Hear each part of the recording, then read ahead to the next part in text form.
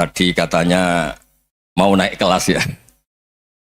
Kalau naik kelas dari rumah saya niatkan mari mengkaji diroyah. Diroyah itu melogikakan riwayat. Jadi misalnya kita sering dengar Rasulullah SAW sering ngendikan kalian masuk surga itu bukan hanya berdasar amal, tapi berdasar anugerah Allah Subhanahu wa Ta'ala. Oke, kita sepakat amal kita, perilaku kita, ibadah kita andaikan dikompensasi dengan nikmat yang Allah berikan tentu tidak seimbang. Untuk membayar itu saja sudah lunas. Jadi Anda semua tidak berhak masuk apa? Surga. Sehingga di beberapa riwayat dijelaskan ada orang yang 500 tahun ibadah, nggak pernah maksiat. Ditanya sama Allah, kamu masuk surga karena apa? Karena ibadah saya ya Allah. Ya sudah, surga kamu 500 tahun saja karena ibadah kamu 500 tahun. Ini cerita umur-umur orang dulu. Ya Allah, katanya surga engkau ini selamanya. Ya kalau yang selamanya itu rahmatku. Kalau amal kamu terbatas ya surganya sesuai amal kamu ya terbatas. Ya sudah ya Allah, berarti masuk saya surga saya ini karena fadl engkau, karena anugerah engkau. Itu namanya apa? Diroyah. Diroyah itu satu kajian analisis di mana kita percaya riwayat, tapi kemudian punya logika, punya diroyah. Ini penting supaya tauhid kita ini kuat. Jadi dulu ada orang yang sangat cerdas, namanya Jubair bin Mut'im. Dia saking cerdasnya, juga kaya, juga tokoh, dikirim sebagai delegasi pembebasan Asra Badrin, tawanan Badar. Kemudian pas datang ke Masjid Nabawi, Nabi delalah pas baca Wattur wa kitabim mastur. Sampai pada titik Nabi baca am khuliqu min ghairi syai'in am humul khaliqun. Apakah penciptaan yang sedemikian canggih itu dimulai tanpa perwujudan, tanpa sesuatu yang real, yang maujud? Orang itu langsung bersimpuh, matur, ya Rasulullah saya Islam. Kada qalbi yatir, hampir hati saya, otak saya, pikiran saya itu terbang. Karena logika yang dibangun ateisme misalnya, kalau alam raya ini dimulai dari nihilisme, berarti logikanya apa? Al-adamu yakhluqu maujudan. Alam raya ini kan maujud, maujud itu ada. Kalau yang lebih dulu itu ketiadaan, berarti ketiadaan menjadi sebab kewujudan. Kalau dalam bahasa Arab itu al-adamu yakhluqu maujudan, sesuatu yang harusnya nggak jadi faktor karena ketiadaan menjadi faktor sesuatu yang nyata. Itu kan nggak masuk akal. Ya, kalau alam raya ini ada al-adam sing yasbiku maujudan, berarti alam raya ini al-adamu yakhluqu maujudan, sesuatu yang tidak ada menciptakan yang ada. Dengan logika itu terus kita ngaji. Diajari sama guru-guru kita, sifat dasar Allah itu maujud. Wallahu maujudun qadimun. Terus masuk. Yang harus distatuskan pertama dari Allah itu apa? Maujud, wujud. Karena dengan wujud ini layak menjadi penyebab adanya alam raya ini. Sehingga ketika kita menolak faham nihilisme atau ateisme, faham tanpa Tuhan, tanpa pencipta awal, kita punya diroyah.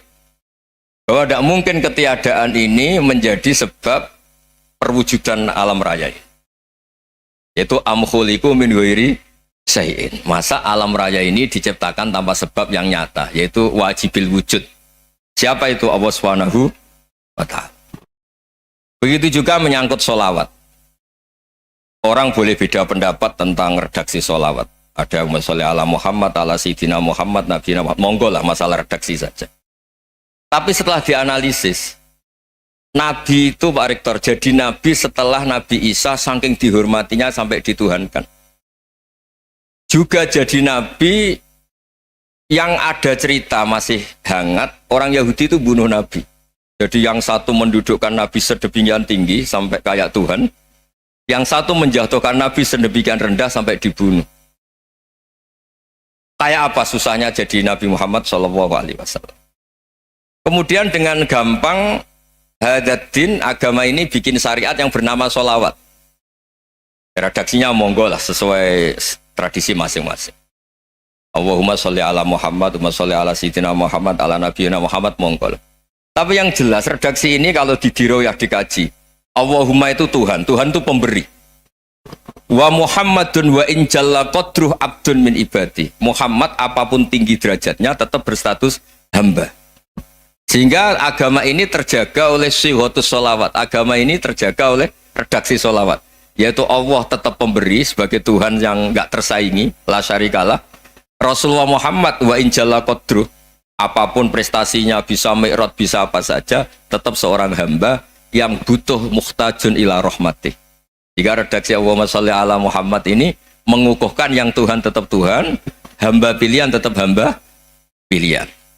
Tentu dengan redaksi ini kemudian kita mendudukkan Nabi benar-benar posisi terhormat. Yaitu orang yang paling berhak dapat askat tahiyat, mendapat penghormatan Allah paling tinggi, yaitu Rasulullah Muhammad SAW. Dan itu diulang-ulang oleh Allah. Subhanalladzi asra bi abdi. Status hamba ini diulang-ulang. Lagi-lagi ini bernama diroyah. Bernama apa? Contoh ketiga misalnya fihi ayatum bayinatum maqamu Ibrahim. Dulu orang Yahudi itu ada diskusi masif. Syaratnya Nabi itu mbah-mbahnya harus Nabi, harus keturunan Nabi. Kemudian semua Nabi rata-rata di Palestina, di Syam. Lalu Muhammadnya asal-usulnya dari mana? Tahu-tahu orang Arab kok Nabi, padahal orang Arab itu dulu jahiliyah. Alhasil terus diceritakan bukti Muhammad ini turunan Ibrahim adalah ada jejak kaki Nabi Ibrahim di dekat apa? Ka'bah. Fihi ayatum bayinatum maqamu Ibrahim. Kalau Nabi Ibrahim pernah di Mekah, artinya beliau pernah meninggalkan turunan yang di Mekah. Itu bernama Nabi Muhammadun sallallahu alaihi wasallam. Itu disebut fihi ayatum bayinatum maqamu Ibrahim. Nah, itu namanya diroyah. Diroyah itu satu perilaku keseharian kita beragama, kemudian tahu logikanya. Yang keempat misalnya, mangkana yu'minu billahi wal yaumil akhir fal yukrim apa? Jaro. Orang yang iman karena Allah dan Rasul, maka memuliakan tetangganya. Andaikan pakai hukum sosial, tentu kalau tetangga kita baik, kita baik. Kalau kurang baik, kok kurang penggawean kan gitu. Tapi dulu itu pernah ada seorang ulama itu dibully ya, dikerjain sama anak muda tetangganya. Pak Kiai datang ke rumah saya, orang ini datang. Kemudian setelah di rumahnya, saya tidak jadi butuh sama Pak Kiai, silahkan pulang. Itu Kiainya senyum menikmati. Dan itu terulang 3 kali. Dibully seperti itu, dikerjain terulang 3 kali. Lalu tetap Kiainya tuh asik, seneng sekali. Lama-lama muda ini tanya, kenapa engkau tidak tersinggung? Padahal saya kerjain sampai 3 kali, tak undang, terus tak suruh pulang, tak undang, tak suruh pulang. Kata Kiai tadi, yang memerintahkan baik sama tetangga itu Allah. Jadi saya nikmati ketika bisa baik sama Anda. Tidak ada urusannya dengan perilaku Anda yang menolak saya. Nah itu terus kita tahu, memang motifnya kita baik sama tetangga karena iman sama Allah dan Rasul, bukan hukum kompensasi sosial. Jadi kalau mau diteruskan Pak Rektor, saya ngajar di sini ya karena perintah Allah, itu orang alim harus ngajar, bukan karena perintah Rektor. Kalau diteruskan. Ya saya mohon juga gitu, para dosen, para karyawan di sini, kalau nggak khianat dengan UI itu karena takut sama Allah, jangan takut sama Rektor. Kalau Anda baik juga karena Allah, jangan baik karena apa? Rektor. Bagaimanapun ya semua kita ini makhluk. Makhluk itu la yadurru wa la yanfa. Begitu juga melihat Indonesia. Melihat saya ini kan ikut di UI itu lama sekali, ikut sama Profesor Zeni, dari Profesor Zeni nulis tafsir. Mungkin Pak Harsoyo tahu banyak, dulu Pak Lutfi ya tahu banyak. Tapi saya memang nggak pernah terbuka karena ya memang nggak ingin sebenarnya. Kondisi ini kondisi darurat. Sehingga saya tahu cara berpikir Profesor Zaini, ya tahu komitmen beliau pada UI. Dan pendiri UI memang ya banyak yang dari tokoh NU, Muhammadiyah, dari tokoh-tokoh ormas yang lain memang didirikan banyak orang. Hingga UI memang nggak milik ormas apa tertentu. Dari satu sisi memang baik, nggak dikuasai ormas tertentu, tapi nanti kalau keterusan ya nggak berbentuk. Ya sudahlah, dikelola saja, sambil jelas, sambil kadang nggak jelas, yang penting ikhlas tadi. Karena kalau terlalu asobia itu jadi repot. Kita ini yang nekuni fikih itu tahu, kalau tidak kuno itu madhabnya Hanafi, kuno itu madhabnya Syafi'i. Tahu-tahu seakan-akan Imam Syafi'i itu NU, Imam Abu Hanifah itu Muhammadiyah. Padahal ini orang-orang yang sebelum NU dan apa? Ahmadiyah. Jadi kalau kita yang nekuni ilmu itu biasa saja dengan perbedaan. Tapi kalau orang-orang yang nggak siap dengan perbedaan itu sampai Allah disifati Ta'ala itu tidak terima. Padahal ta'ala itu maknanya moho luhur, yang maha agung. Jadi ada seorang kiai kebetulan pidato pertama Pak Rektor. Assalamualaikum warahmatullahi ta'ala wabarakatuh. Ilmu balik kedua ini nggak terima karena itu dianggap bid'ah ada ta'ala. Hanya dia bilang Assalamualaikum warahmatullahi ta'ala wabarakatuh. Itu saking asobiahnya itu Allah ditambahi ta'ala itu tidak terima. Padahal ta'ala itu maknanya maha agung. Nah itu kan jadi repot kalau asobiah gitu. Kalau kita ngadepi perbedaan itu biasa saja. Karena kita mungkin bacanya banyak, lihat hal-hal seperti itu ya biasa saja. Karena dulu itu perbedaan itu urusan sudut pandang. Ya saya ulang lagi, perbedaan itu sudut. Allah yang Tuhan saja sering didebat sama nabi-nabinya. Karena urusan sudut pandang apa? Saya beri contoh ya. Suatu saat Khalilur Rahman Ibrahim itu saatnya meninggal sama Allah, Israel disuruh. Israel itu Ibrahim saatnya meninggal, ambil nyawanya. Setelah datang ke Ibrahim, ya Khalilur Rahman Ibrahim, saya disuruh nyabut nyawa Anda. Itu Israel dipaksa mikir sama Ibrahim. Hal ra'aita khalilan yumitu khalilah. Kamu tahu orang yang mencintai kemudian bunuh yang dicintai. Itu logika agak benar. Akhirnya Israel kan nggak biasa debat, kan nggak dilatih debat, nggak pernah ikut lomba UI debat ilmiah. Dia taunya nyambut nyawa aja. Kembali ke Allah. Ya Allah, kata Ibrahim, hal ra'aita khalilan yumitu khalilah. Masa kekasih bunuh yang dicintai ya. Tapi kata Allah santai. Bilang ke Ibrahim, hal ra'aita habiban yakrahu ayyalqa habibah. Masa katanya dia cinta saya, kemudian ketemu saya tidak berani. Israel mater lagi. Logikanya gini Ibrahim, masa yang dicintai sama yang ketemu yang dicintai nggak berani? Ya udah ketemu aja. Katanya yang meninggal itu. Artinya kamu bisa saja GR tidak mati-mati karena merasa dicintai, atau ingin mati karena mencintai. Nah maksud saya dalam hal-hal seperti ini orang UI pasti nggak jelas. Katanya cinta Allah suruh mati ya nggak mau. Nggak jelas kan? Dibilang nggak cinta juga nggak mau. Tapi dibilang cinta kalau ukurannya mati juga nggak mau. Nah, tapi dalam banyak hal nggak jelas itu penting Pak Rektor. Penting sekali. Buatan guyon. Saya beri contoh sekian ilmiah, nggak jelas itu penting. Rasulullah SAW itu dalam banyak hal itu disuruh Allah, memang disuruh supaya ngambil sikap seperti itu. Karena Allah itu punya otoritas penuh untuk bikin orang itu baik atau tidak baik. Wahsy itu yang membunuh Sayyid Hamzah, orang paling dicintai Nabi, di antara yang dicintai Nabi. Qatalahu Wahsyun, dibunuh oleh Wahsy. Nabi secara basarnya itu nggak suka sama Wahsy. Sampai cara lahir ya ingin corong Jawa, ingin masuk nol. Tapi apa kata Allah? Laisa laka minal amri syai'un aw yatuba alaihim aw yu'adziba. Itu tidak wilayah kamu Muhammad. Malah Wahsy dikasih tobat sama Allah. Khalid bin Walid, itu perang Uhud kalah itu karena ide brilian Khalid bin Walid, pas itu masih panglima kafir. Yaitu pura-pura kalah, ghanimah dilepas, sahabat turun, pasukannya naik, walhasil orang Islam kalah. Khalid bin Walid akhirnya juga masuk Islam. Orang yang secara basariah Nabi itu gak siap. Kebalikannya juga ada, Sa'labah itu orang sampai dapat gelar Hamamatul Masjid. Ini pas ngaji mesti ingat, Sa'labah. Dia di masjid terus. Setiap habis salam tuh lari karena istrinya nyuwun sewu masih berpakaian yang tidak pantas. Kenapa engkau terburu-buru pulang? Pakaian yang dipakai istri saya sekarang saya pakai. Ya pakaian sarung itu kayak Pak Rektor kan fleksibel. Ini khusus mau Ramadan, tidak akan sarungan terus, gak usah khawatir. Jadi ini tadi sudah perjanjian. Saya yang kiai celananan, beliau yang rektor pakai sarung. Jadi iya. Supaya itu barter madhab. Tapi hanya sekali ini aja, bukan. Jadi jangan diharapkan ini jadi tontonan terus-menerus. Dan ini barter madhab. Saya sama Profesor Kores juga sering gitu. Saya pakai sarung yang dihadiahi beliau pakai sarung yang dihadiahi saya. Memang itu tradisi Islam. Tahadau tahabu, kamu saling memberi hadiah maka kamu saling mencintai. Bukan riswah, bukan riswah. Walhasil terus Sa'labah ini buat saya didoakan Nabi supaya saya kaya, supaya tidak sering ganti-ganti pakaian seperti ini sama istri saya. Jangan-jangan kamu miskin itu lebih baik. Ngotot minta didoakan. Didoain Nabi kaya, terus lama-lama ninggal sholat, ninggal jamaah. Itu Allah belum tersinggung. Yang mulai Allah tersinggung itu kan saya sering fatwa di mana-mana, sering memberi saran. Mumpung kamu miskin itu sering sedekah. Karena kalau sudah kaya itu tidak bisa. Saya memberi analogi gini. Kalau saya masih santri miskin, punya uang 100.000, diminta guru saya 50 tak kasihkan. Padahal itu 50%. Punya 2 kambing kurus, diminta guru saya 1 pasti tak kasihkan. Padahal itu 50%. Jadi kalau punya sapi Brahman atau sapi limusin yang harganya itu 100 juta, punya 2, diminta 1 boleh enggak? Enggak boleh. Saya punya motor butut 2, diminta teman saya 1 boleh. Tapi kalau Davidson Harley itu enggak boleh itu.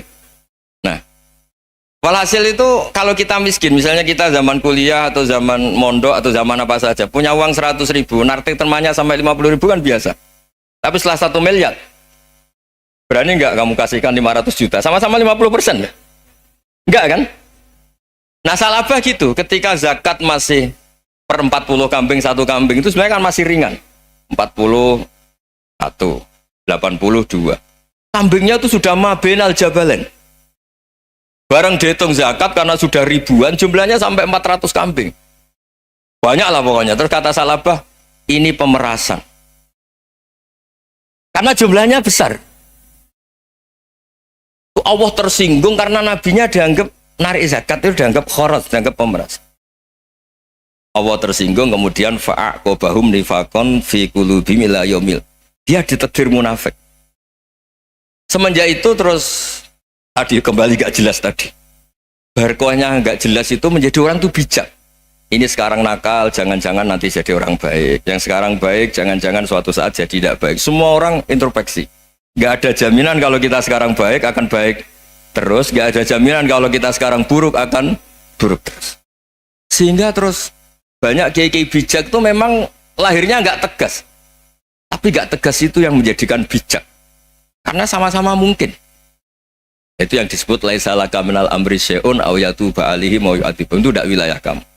Ketika Allah mengomentari orang munafik juga wa yu'adzibal munafiqina insya'a aw yatub.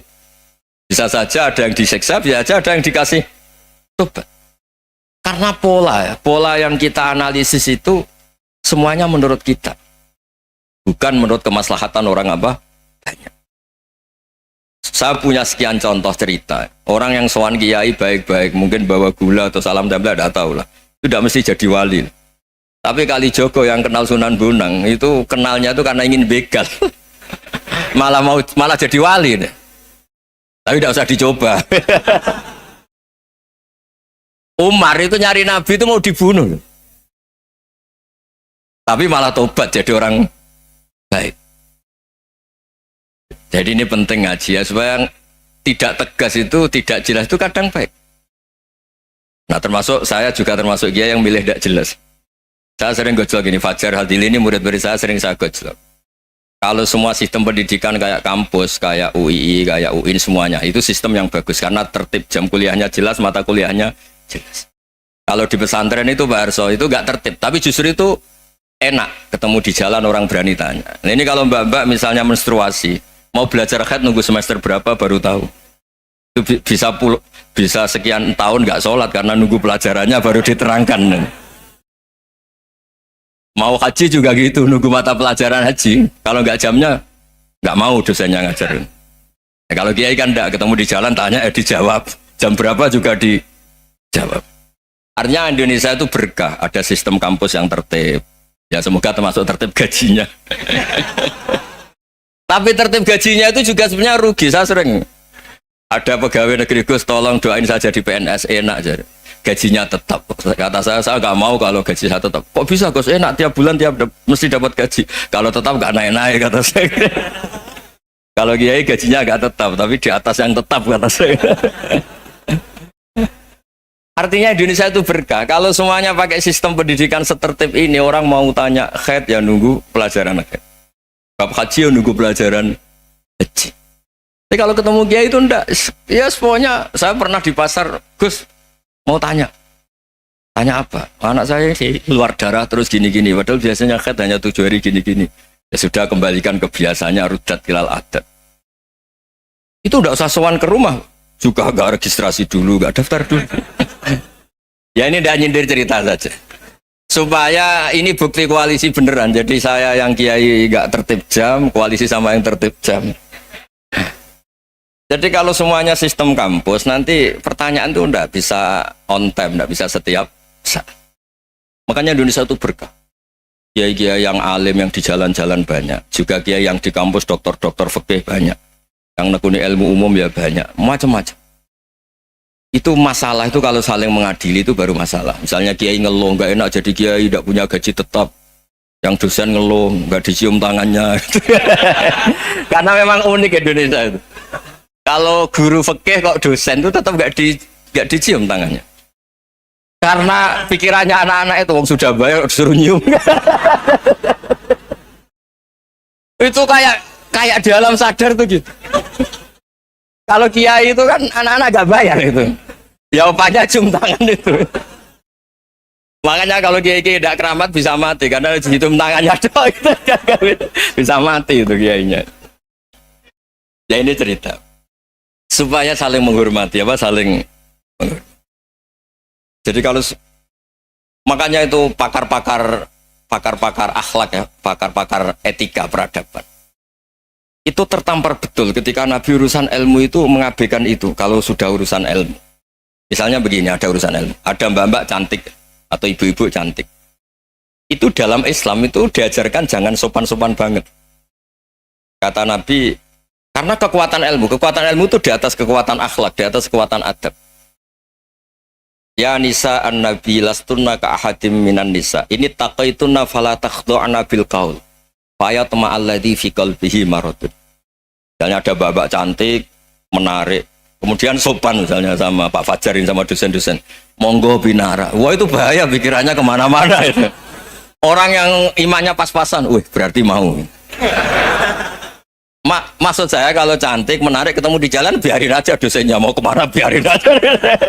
Gak usah dihormatin. Kalau dihormatin, Pak mau kemana sadereno bisa bahaya ya. Nah, biarin aja. Kalau tanya, Dek ini alamatnya mana? Cari sendiri Pak.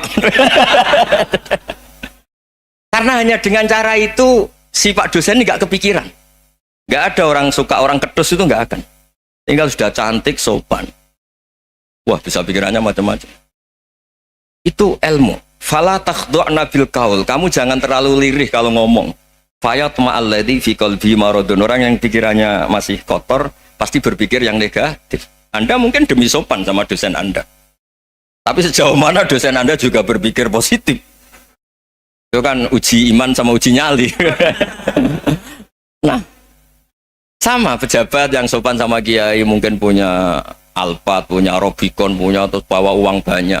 Terus sama kiai cium tangan hormat. Jangan-jangan kiainya yang pikirannya macam-macam. Ini berarti bisa jadi muhibbin potensial misalnya. Nah, saya ini termasuk kiai yang pengagum ilmu. Sehingga saya sama orang yang medit, yang kikir sama saya itu saya senangnya bukan main. Kenapa? Karena kalau orang medit itu gak berhak nuntut. Tapi kalau orang lomo 1 juta minta surga, 2 juta ya minta apa? Surga. Gus, salam template 200.000 aja kadang minta surga. Tapi kalau yang kikir-kikir ya sudah salaman tok sudah, gak minta apa-apa kan dia tahu diri, nggak bayar kok minta. Maksud saya Islam itu luas, dinikmati saja, Pak. Dinikmati saja. Nah itu diroya, maksudnya itu diroya. Diroya itu kamu tahu aturan Islam itu kamu harus yakin khairihi wa syarrihi minallah, semua itu ujian, tapi kemudian dikaji. Makanya saya ini termasuk pengagum Imam Syafi'i. Imam Syafi'i itu dikasih tahu. Ada orang yang di depan engkau cium tangan hormat tuh di luar ngomong-ngomong, ngata-ngatain Anda. Imam Syafi'i tertawa-tawa sewenang. Loh, ada ini dikata-katain di luar kok. Kok tidak kamu anggap munafik malah tertawa. Berarti saya wibawa, di depan saya nggak berani. Dianggap enteng saja. Dibilangin, sebagian orang kampung sini nggak suka sama engkau. Baguslah, tidak akan pinjam uang sama saya. Di mana-mana orang pinjam minta tolong itu karena seneng. Kalau benci kan enggak. Intinya dianggap enteng saja. Yang terjadi di dunia itu semuanya dianggap enteng saja. Man asa ilaika faqat atlakoka. Yang berburuk sama kamu itu membebaskan kamu. Coba kalau akrab, titip. Ya misalnya akrab sama Pak Fajar. Bilangkan ke Pak Rektor, sangkat tuh jadi guru tetap atau apa, kan ribet. Kalau tidak cocok kan nggak minta apa-apa. Makanya hati-hati Pak Rektor sama yang akrab-akrab itu. Itu dulu saya juga nggak paham. Di antara wasiat Bapak yang sering diulang-ulang tuh itu. Suatu saat kamu jadi kiai, ngelola orang nggak seneng tuh gampang. Sudah, situ orang lain. Tapi kalau ngelola orang nggak orang seneng tuh repot. Mintanya aneh-aneh. 100.000 aja minta surga. Hanya teman tenis saja minta naik jabatan. Intinya itu ya sudahlah dikelola. Yang seneng ya berkah, mungkin teman berjuang, teman diskusi. Yang nggak seneng ya berkah, karena ini tidak minta macam-macam, enggak senang. Nah itu namanya diroya. Diroya itu satu kajian keilmuan yang menjadikan kita ini nyaman dengan riwayat-riwayat panduan-panduan dari Rasulullah Shallallahu Alaihi Wasallam kayak tadi. Kenapa sih tentang baik sama tetangga, baik sama tamu? Hitung-hitungannya itu mangkana yu'minu billahi wal yaumil akhir. Saya pernah dicium sama orang miskin yang akut miskin betul.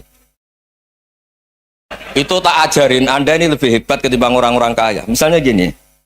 Misalnya ada komunitas rektor atau kiai besar. Saya ini kata orang banyak termasuk kiai besar. Mungkin kalau pinjam uang itu karena mau beli mobil, aksesoris mobil, karena kita kiai top atau rektor atau orang-orang top. Kalau sesama orang miskin itu pinjem-pinjemannya itu urusan beras, itu urusan nyawa. Keren mana? Menyelamatkan nyawa sama aksesoris mobil. Nyawa. Jadi pahala kamu pasti lebih besar itu.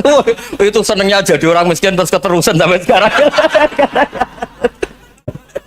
Oh itu, lo coba kalau menteri sama menteri, rektor sama rektor, kira-kira pinjamannya apa Pak Arso? Kan kalau mau beli mobil atau mau umroh VIP, pokoknya yang keren-keren ya. Kalau orang miskin pinjam karena apa? Makan kan? Beras kan? Makanya kalau yang sedang miskin monggo lah, kalau ingin teruskan.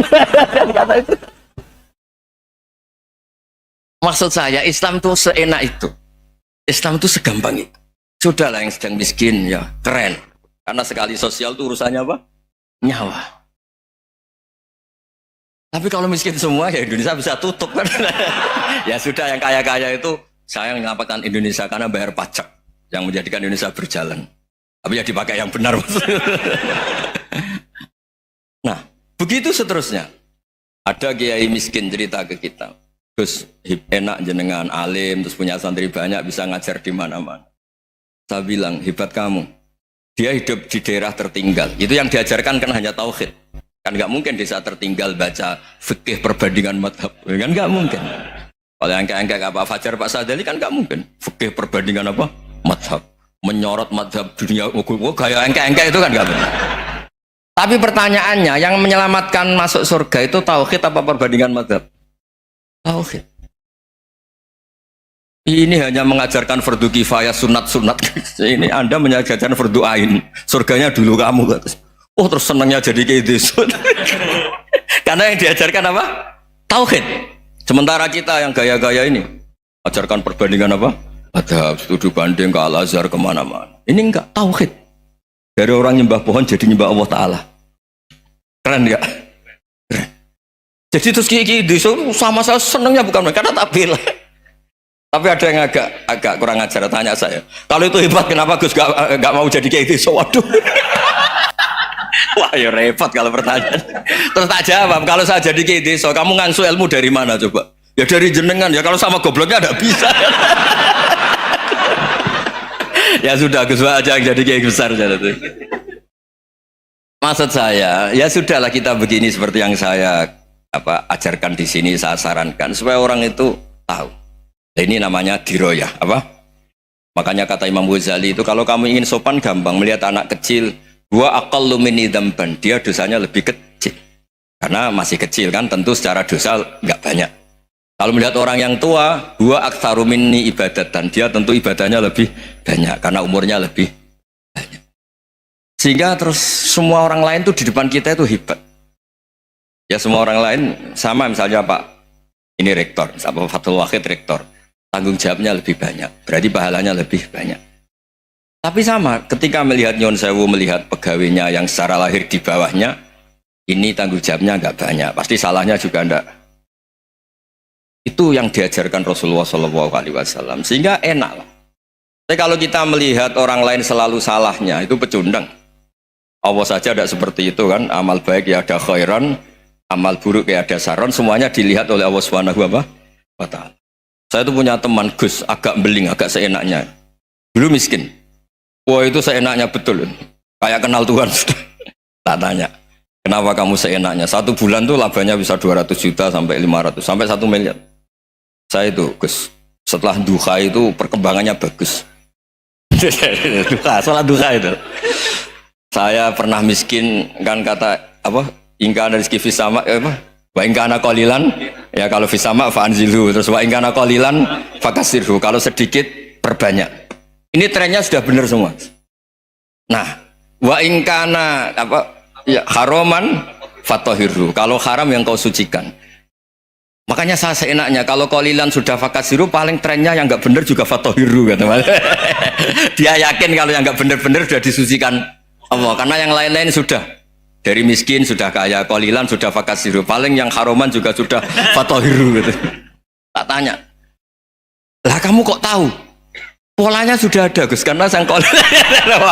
Kamu sembrono sama Tuhan kok begitu kan? Tapi apapun itu seneng saya. Seneng saya sering salah teh, makanya saya mohon yang sekarang miskin, sedang miskin itu ya ndak usah nyesal banget-banget. Kalau ingin kaya monggo lah, namanya orang juga ingin. Ya, tapi Anda harus bangga. Sosial antar kalian adalah urusan nyawa dan itu pahalanya luar biasa. Supaya kita, nah yang kaya-kaya juga boleh GR lah karena pembayar pajak. Dan itu bisa menyelamatkan apa? Indonesia Raya. Begitu seterusnya. Itu yang diajarkan Nabi, antawadhu hatta la yabghiya ahadun ala ahadin. Kamu semua harus tawadhu sehingga antar kalian tidak saling tidak sopan, tidak saling liar, tidak saling mendolimi. Termasuk tadi sikap gak jelas tadi. Orang dolim yang sekarang dolim bisa saja tobat, yang sekarang soleh bisa saja nanti. Semuanya tuh mungkin. Kita diajari ya muqallibal qulub tsabbit qalbi ala dini. Jadi keliru kalau kita dalam banyak harus tegas, gak mesti. Al halalu bayyinun wal haramu bayyinun. Tapi ada wa bainahuma umurun mustabihat. Ada yang wilayahnya itu abu-abu. Misalnya ada perempuan cantik, misalnya contoh paling gampang. Kalau kamu ajari secara serius, kamu bisa aja tergoda jadi fitnah. Tapi kalau orang soleh gak berani ngajarin, kemudian digunakan orang fasik, malah menjadi orang nakal, kita juga tanggung jawab. Kamu mau tegas gimana? Wilayahnya sama-sama mungkin. Wilayahnya sama-sama mungkin. Yang dekat pejabat mungkin terkontaminasi KKN. Tapi kalau pejabat gak dekati orang soleh, punya perilaku yang gak soleh, yang repot juga Indonesia kan? Nah hal-hal seperti itu kita tidak perlu ngambil sikap. Maksudnya nggak usah ngambil sikap, ya kita buktikan kalau milih satu madhab, kita buktikan semuanya lebih baik, semuanya lebih bermanfaat, semuanya lebih berperadaban. Karena nggak bisa dihindari wabena humain.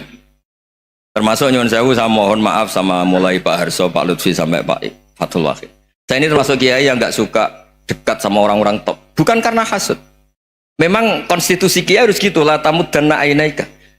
Kenal orang lebih tinggi itu kan resiko. Misalnya saya kiai desa, mungkin punya keri tua sudah seneng, punya kijang tua sudah seneng.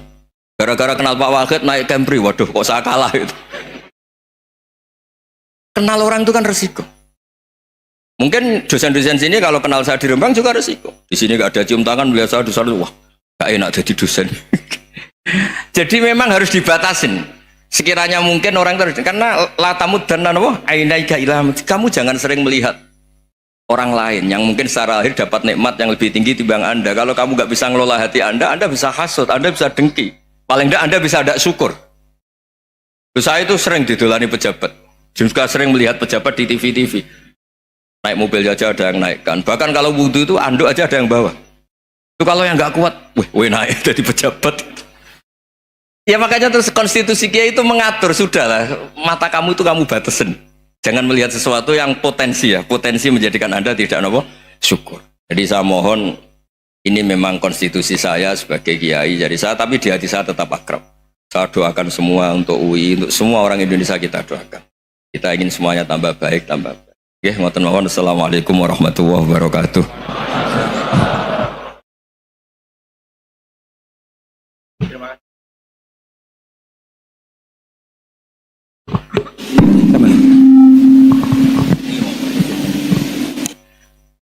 Terima kasih Gus Ba untuk pencerahan yang luar biasa. Kita masih punya waktu 28 menit. Kalau Gus Ba berkenan, apakah ada yang ingin bertanya? Singkat, padat, sebutkan nama. Sana dulu ya. Ya. 3 ya? 3 aja ya? Satu, sini dua, satu lagi dari Ahwat ya Ibu ya. Ya, silakan. Satu dari sana ya. Ya, maju aja, maju. Mikrofonnya tidak.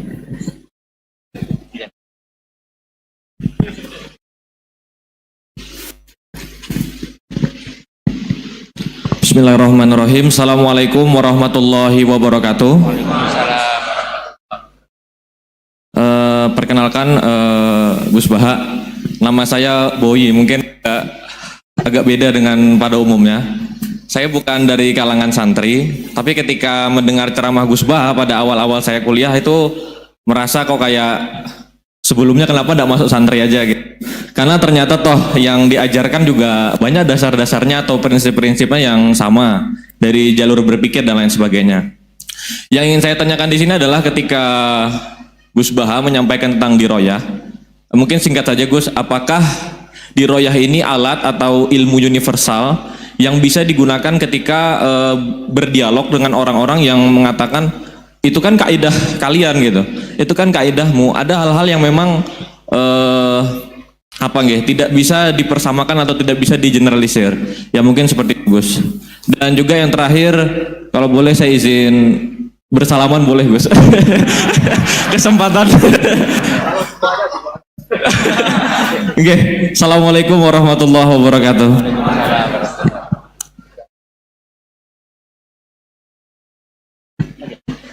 Baik, kita kumpulkan dulu satu lagi ya.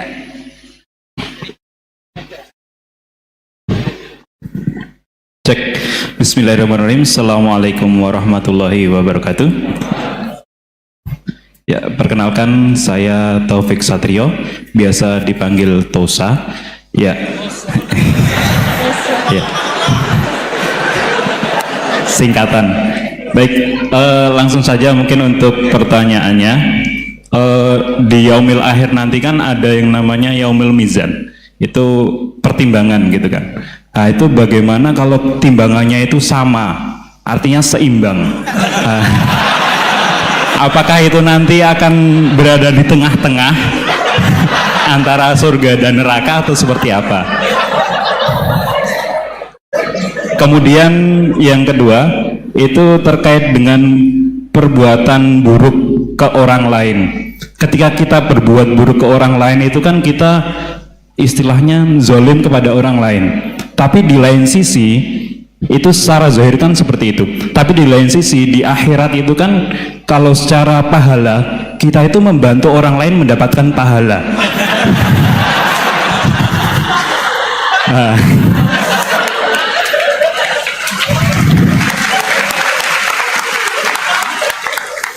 Jadi seperti apa Gus? Terima kasih. Assalamualaikum warahmatullahi wabarakatuh. Terima kasih Mas Tosa ya. Silakan Ibu ya.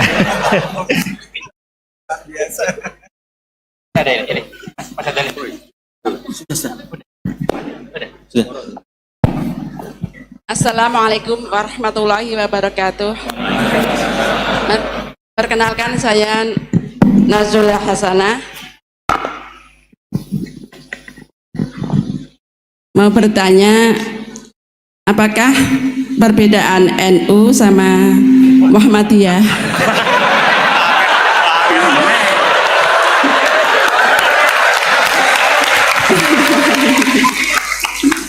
Tadi kan dijabarkan. Terus dalam sholat subuh itu kan ada yang pakai doa kunut, ada yang enggak. Tolong jabarkan.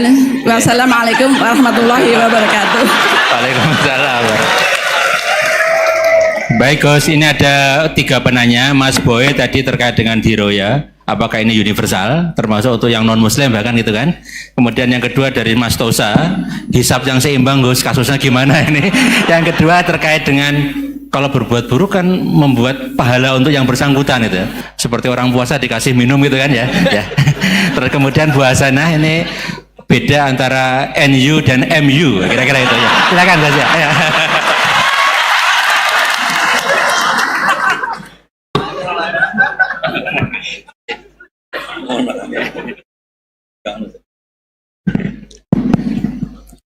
Bismillahirrahmanirrahim. Sebelum saya jawab, saya senang kalian semua senang dengan sesuatu yang taat itu. Banyak orang untuk senang nunggu maksiat dulu. Mungkin melihat perempuan yang tidak mahram, melihat sesuatu yang maksiat. Jadi ini spesial. Majelis ilmu tapi apa? Senang. Ini sesuai rencana Tuhan lah. Seorang itu senang dengan taat, senang dengan ilmu. Ini luar biasa, no? Luar biasa. Tadi pertanyaannya kalau diroya. Jadi Islam itu agama untuk logika objektif. Jadi diroya itu ya global, universal. Misalnya saya beri contoh Tuhan yang satu. Itu dulu, saya ulang lagi, dulu itu ada imam namanya Imam Amudi. Itu pengajar matematika, Mas Boy. Pengajar matematika. Itu kan nggak lazim, tapi kiai kok pengajar apa? Singkat cerita, ini cerita keramat. Kalau kalian nggak paham ya keramat sendiri. Jangan nggak paham menentang. Singkat cerita, di antara keramat beliau itu Allah itu nyuruh para malaikat disuruh ngaji matematika sama dia. Ngaji tauhid, tapi disebut sama Allah ngaji matematika. Ternyata apa? Cara ngajarkan gini. Misalnya ngajarkan diterang ini. Titik. Angka 2, 3 sampai 1 miliar 1 triliun. Nisbatus naini ila ma la nihayatalah. Itu nisbatul fard asli. Angka itu entah 2, entah 3, entah 1 miliar, semuanya dibanding angka 1 itu namanya cabang. Tetap yang al aslu itu angka 1. Itu otak siapapun itu akan ikrar dengan logika tadi, bukan kita yang muslim. Semuanya akan tahu angka berapapun jumlahnya, tetap asal usulnya angka 1. Terus dia gambar ya gambar apa saja, gambar masjid apa gambar sapi atau gambar apa saja, dimulai 1 titik. Gambar ruwet maupun gak ruwet tetap saja dimulai 1 titik. Nuktotul wujud. Jika kalau zaman saya ngaji, Pak Rektor ngaji dulu diterangkan semua makna Quran ada di Fatihah, Fatihah ada di Bismillah ya, Bismillah itu ada di titiknya, titiknya bak. Lah kenapa ini hebatnya Quran? Kenapa dimulai dari 1 titik? Untuk maklumatkan semua alam raya ini dimulai dari 1 titik, yaitu wujudullah. Logika seperti itu kan orang nggak terima gimana? Mbok gambar seruat apapun dimulai dari mana coba? 1 titik. Angka sebesar apapun dimulai angka apa? 1. Jadi diroyah itu ya universal gitu maksudnya. Ya gitu Mas Boy ya. Jadi diroyah itu universal. Ya soal ada yang belum dapat hidayah apa itu nomor 2, tapi logika yang dibangun Islam itu. Terus pertanyaan kedua apa? Draw tadi. Bisa. Kamu ingin draw? Ini kasih nih, nggak pernah ngaji Quran itu. Di antara yang diterangkan Quran detail itu Ashabul A'raf apa? Ashabul A'raf, orang yang baiknya sama buruknya itu imbang. Itu sudah disediakan nanti di surga itu ada pagar. Kamu ingin di situ? Pagar pembatas apa? Pagar pembatas. Di surga enggak, neraka enggak. Jadi kejadian surga dan neraka itu gini, tak terangin ya. Jadi kira-kira gini, kan hisab itu hanya rubu'un nahar, sekitar 2 jam, 2 jam setengah selesai. Jadi 1 dunia ini dihisab Allah, hanya Allah butuh waktu 2,5 jam. Rubu'un nahar. Kenapa gitu Pak Rektor? Karena semuanya datang ini sudah terindikasi dan itu sudah jelas. Misalnya orang yang soleh banget, wajahnya bersinar, bahkan semua tubuhnya bersinar.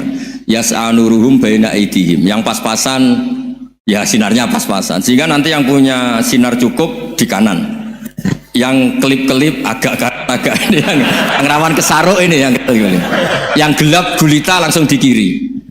Nah itu terus faduri babenahum bisuril lahubab, terus Allah langsung bikin pagar.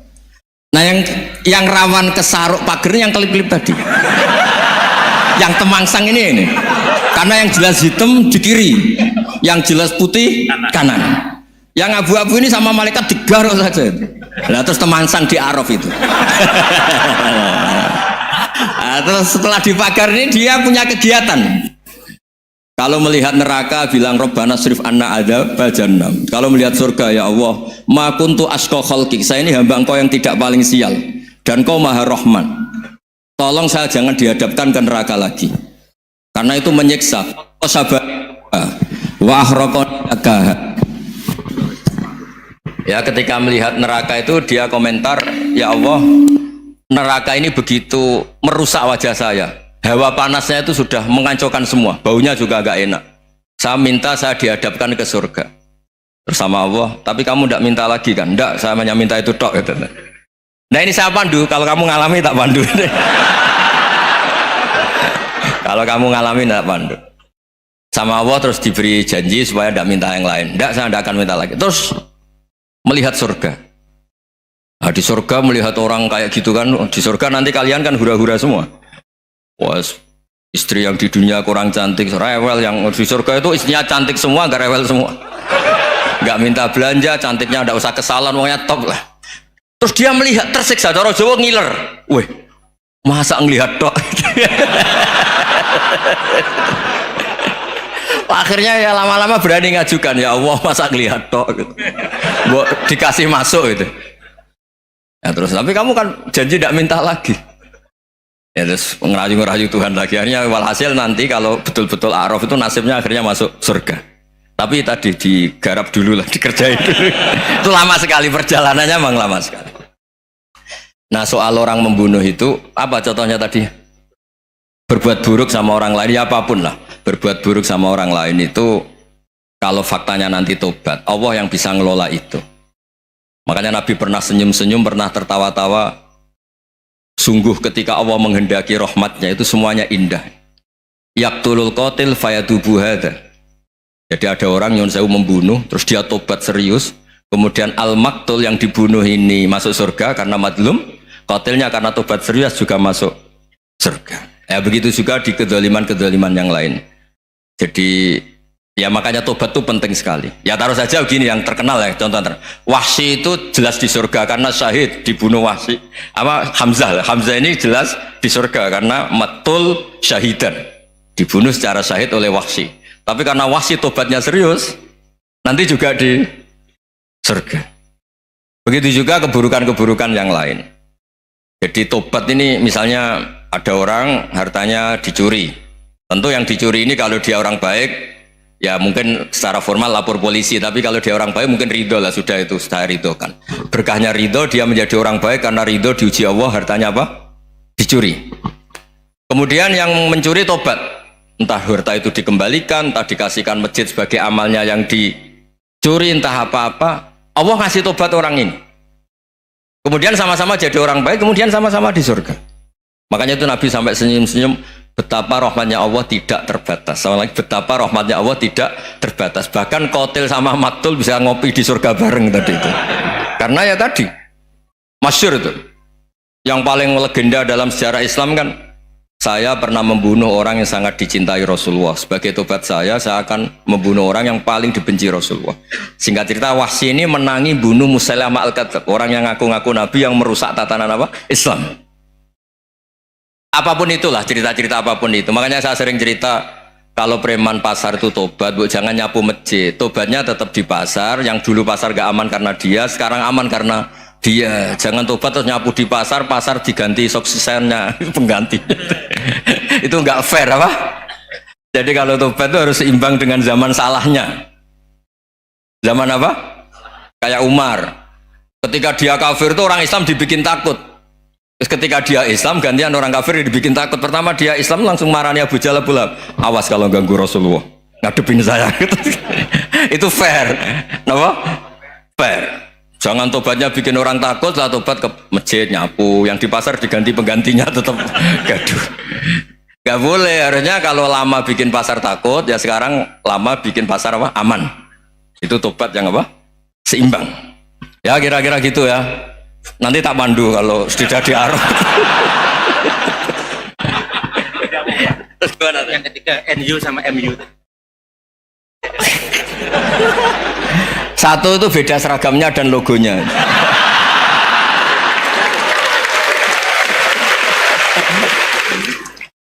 Kedua, nama ketua umumnya. Ketiga, tanggal acara besarnya. Muktamar Muhammadiyah dan NU itu beda. Sudah beda satu abadnya. Tentu dulu Muhammadiyah. Tapi begini ya, perbedaan itu nggak bisa dihindari karena tadi ada sudut pandang apa? Ada sudut pandang itu nggak bisa dihindari. Ini cerita yang nyata ya. Saya ulang lagi, senyata-nyatanya. Andaikan betul Rasulullah itu hanya kunut 1-2 kali, maka kalau menurut mazhab Syafi'i, apa salahnya melakukan sunnah terus-menerus meskipun Nabi itu melakukan hanya beberapa kali?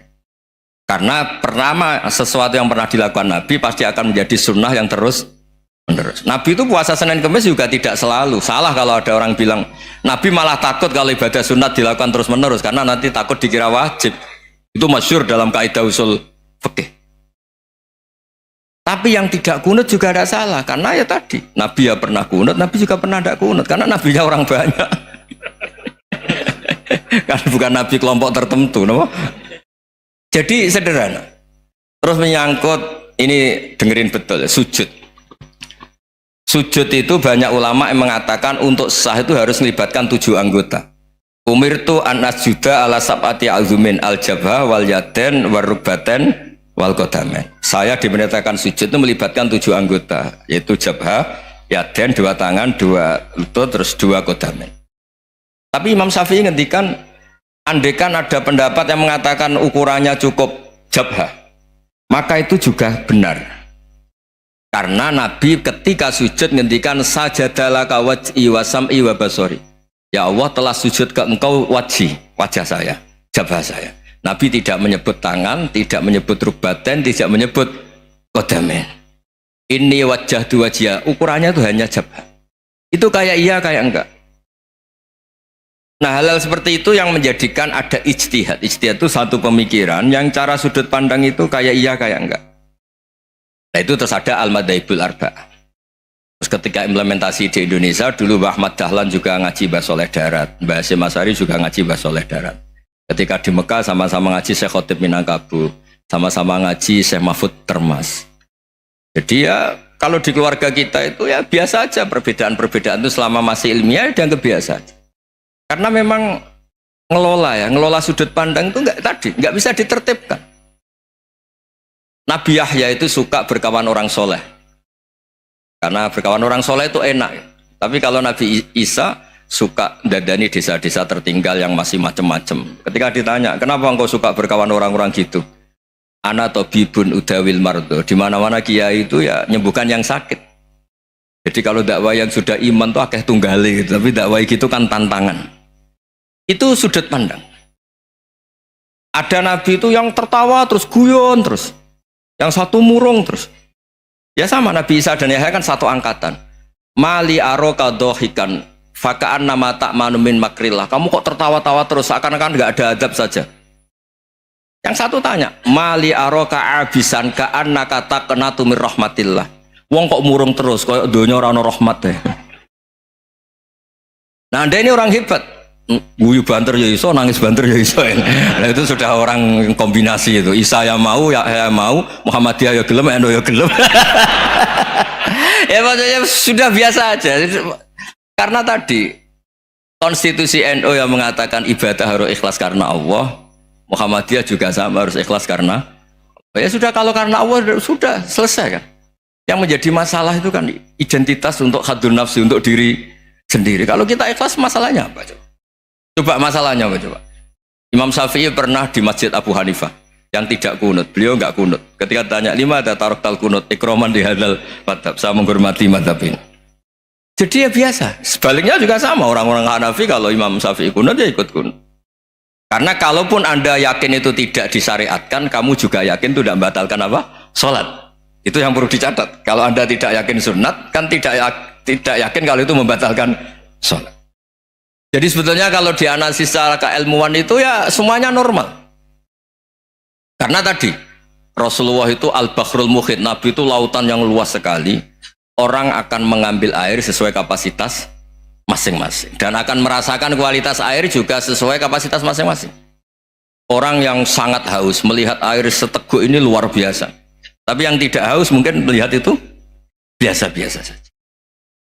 Jadi makanya saya mohonlah, sudahlah itu biasa saja, apalagi secara sanad ya sama, secara tradisi sama. Ya soal perbedaan harus dengan NU, antara Muhammadiyah juga biasa beda. Mungkin di UI antar rektorat juga beda-beda. Yang satu suka dekat rektor, yang satu suka enggak. Monggo asal itu niatnya ikhlas. Terakhir saya beri cerita, ada sahabat di ditanya sifli wajah Rasulillah, coba tolong saya ceritakan wajahnya Nabi kayak apa. Sahabat tuh nangis senangis-nangisnya. Kenapa engkau menangis? Saya itu tidak pernah melihat wajah Rasulullah SAW. Loh kenapa? Engkau kan sahabat.